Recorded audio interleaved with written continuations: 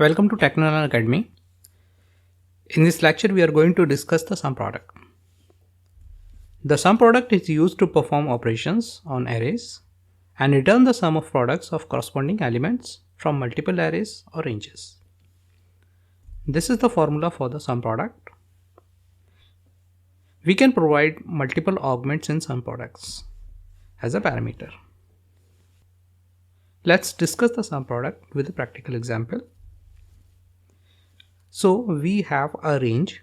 In this range, we have a product, then we have a price range, and we have the quantity range. Using the sum product, I want to know the total price of the quantity. So using sum product, first we will multiply the price and the quantity of each product.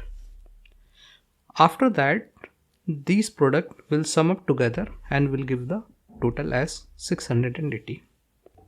Okay, let's understand the sum product with a practical example. First, I will select the cell where I want to apply the sum product function, then press equal sign and then type sum product. Select the sum product from the drop down list. I can see that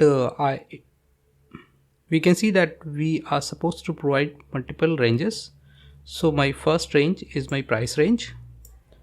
Once it is selected, then I will select my second range, which is my quantity range.